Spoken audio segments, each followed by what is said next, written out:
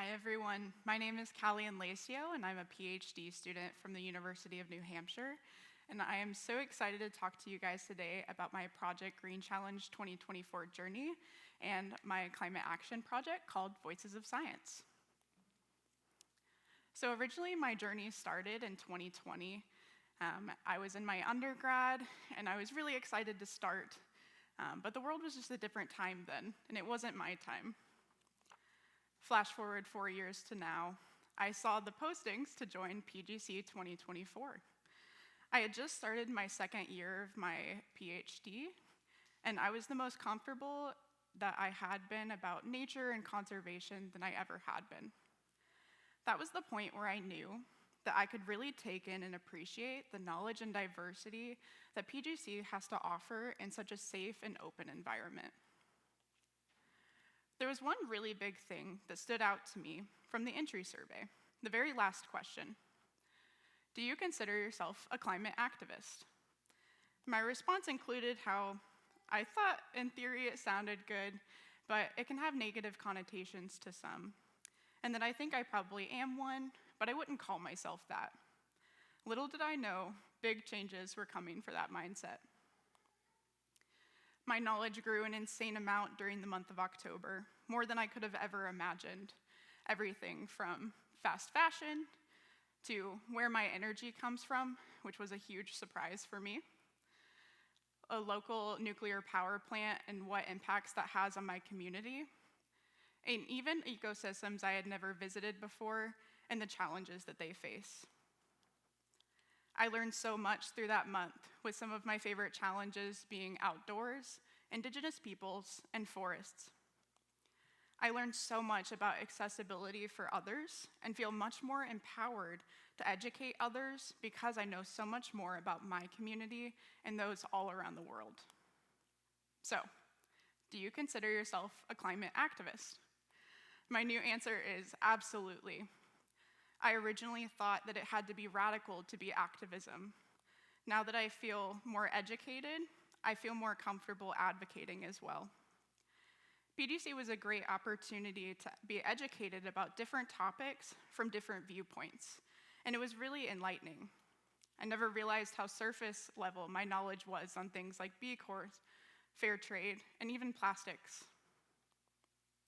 PGC also amplified the importance of finding my purpose, which in my case was combining working with indigenous peoples with educating and inspiring future generations. This passion led me to the creation of my proposal called Voices of Science, to amplify voices within science we don't often hear.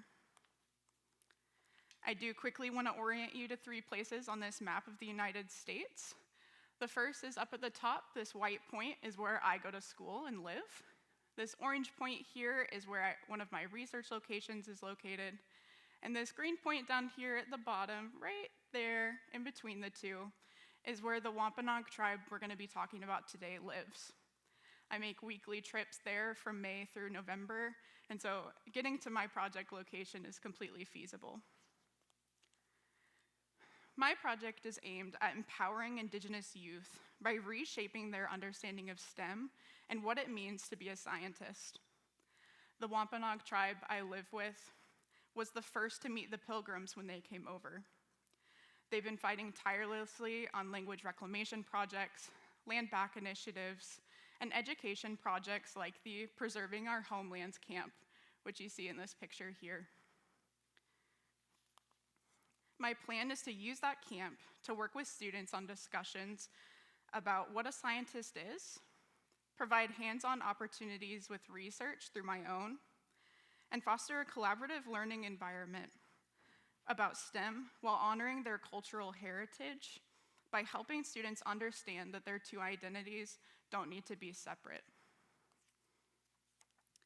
This project is so vital to the Wampanoag and Indigenous communities because STEM fields historically lack particularly Indigenous perspectives. By seeing themselves as part of the STEM community, these students can find solutions that bridge cultural elements with scientific inquiry. Indigenous students also face STEM engagement barriers due to a lack of role models, culturally significant curricula, and support systems that acknowledge their unique needs and experiences. Lastly, it is a benefit to have Indigenous students that pursue STEM careers because they can bring that knowledge back to their communities and help with specific issues such as health inequity, environmental challenges, and economic development. The primary goal of my project is to empower tribal students and cultivate their curiosity with confidence. There's a large need right now to emphasize inclusive scientific engagement, so I hope that my project can serve as a model for future initiatives to make STEM inclusive.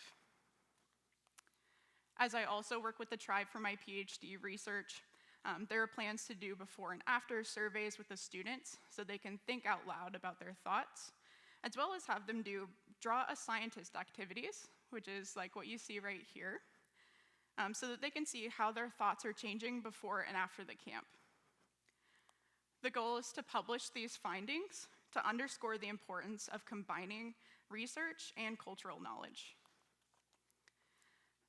I've been working hard to integrate my scientific identity with my cultural one, and this project helps me empower others to do the same.